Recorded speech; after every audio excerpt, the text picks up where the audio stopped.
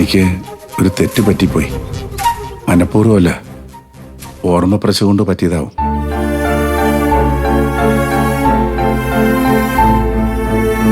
ഇനി ഇങ്ങനെ സംഭവിക്കാതെ നോക്കിക്കോളാം.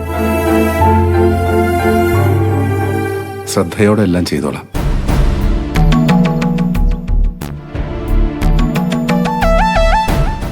ഇതിന്റെ പേരിൽ എന്നെ ഇവിടെ നിന്ന് പറഞ്ഞുവിടല്ലേ മക്കളെ.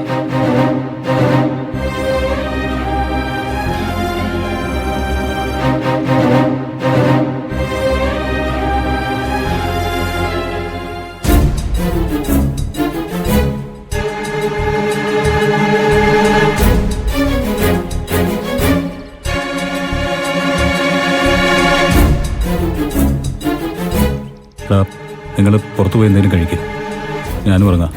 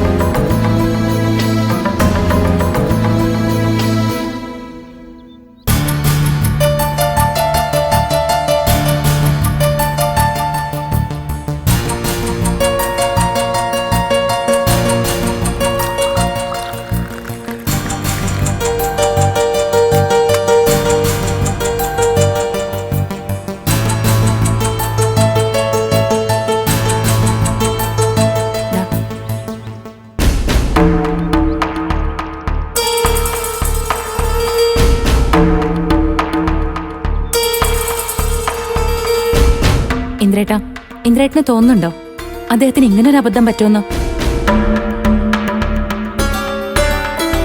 കേൾക്കുമ്പോ തന്നെ അറിഞ്ഞൂടെ ഇതൊക്കെ ഒരു ചതിയാണെന്ന്? ഇല്ലനോ, ഇത് ആ മനുഷ്യനെ കുടുക്കിയത് തന്നെയാ. പക്ഷേ അദ്ദേഹം ഞങ്ങളോട് സംസാരിച്ചത് ഒരു തെറ്റുപറ്റിപ്പോയെന്നാ. ഇനി അങ്ങനെ ഉണ്ടാവില്ല, ഇതിന്റെ പേരിൽ പറഞ്ഞു വിടരുതെന്നൊക്കെയാ. അത് ഊഹിക്കാവുന്നല്ലേ ഉള്ളൂ ഇന്ദ്രേട്ട. ആ മനുഷ്യന്റെ ഗതികേട് കൊണ്ട് പറയുന്നതാണെന്ന്. നിരപരാധിത്വം തെളിയിക്കാനാവില്ലെന്ന് തോന്നിയാ കുറ്റം ഏറ്റെടുത്ത് മാപ്പിരക്കണം, ശിക്ഷയില് പരമാവധി ഇളവ് നേടുക. ഇതല്ലേ നിസ്സഹായനായ ഒരാൾക്ക് ചെയ്യാൻ പറ്റൂ. ശേഖരൻ നല്ല രീതിയിൽ ആഹാരം ഉണ്ടാക്കിയപ്പോ അത് സുശീലയ്ക്ക് പിടിച്ചില്ല. അതിലൂടെ അയാള് സ്വന്തം മക്കളുടെ മനസ്സിൽ കയറി പറ്റുമെന്ന് അവള് സംശയിച്ചു. അപ്പൊ പിന്നെ ശേഖരനുണ്ടാക്കിയ സൽപ്പേരിന് കളങ്കം ഉണ്ടാക്കിയല്ലേ പറ്റൂ. അതെ, അദ്ദേഹത്തെ അമ്മ കിച്ചണിലെ ജോലി ഏൽപ്പിച്ചു എന്ന് ഇന്ദ്രേട്ടൻ പറഞ്ഞപ്പോഴേ ഇത് വേറെന്തോ അപകടത്തിലേക്കുള്ള വഴിയാണെന്ന് ഞാൻ പറഞ്ഞല്ലേ ഇന്ദ്രേട്ടനോട്? എന്തായാലും വല്ലാത്ത അവസ്ഥയാണ്. ഭക്ഷണം മുടങ്ങിയതിലല്ല വിഷമം, വായിൽ വെക്കാൻ കൊള്ളാത്ത ആഹാരം അമ്മ അയാളെ കൊണ്ട് നിർബന്ധിച്ച് കഴിപ്പിച്ചത് കണ്ടപ്പോഴാ. ഇനിയും ആ മനുഷ്യനിവിടെ തുടർന്നാൽ എന്തൊക്കെ കാണേണ്ടി വരും. ഇനി ഏതെങ്കിലും രീതിയിൽ അമ്മയെ ഒന്നും കുറ്റപ്പെടുത്താന്ന് വെച്ചാൽ അതിനുള്ള അവസരം അദ്ദേഹം തരുന്നുമില്ല. അപ്പൊ പിന്നെ അത്തരം വിഷയങ്ങളൊക്കെ അവർക്ക് വിട്ടുകൊടുത്തേക്കുന്നതല്ലേ മക്കളെ നല്ലത്. പണ്ട് കുറെ കാലം ഒരുമിച്ച് ജീവിച്ചവരല്ലേ, അവര് കൊടുത്തും കൊണ്ടും അങ്ങനെ തുടരട്ടെ.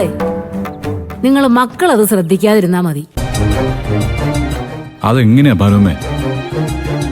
ഇതൊക്കെ കണ്ടുകൊണ്ടിരിക്കുന്ന ഞങ്ങൾ മനുഷ്യരല്ലേ?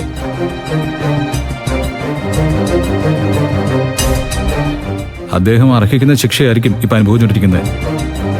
പക്ഷേ നാളെ അദ്ദേഹത്തിന് എന്തെങ്കിലും സംഭവിച്ചു പോയാ ഞങ്ങളും കൂടി അല്ലേ സമാധാനം പറയേണ്ടത്?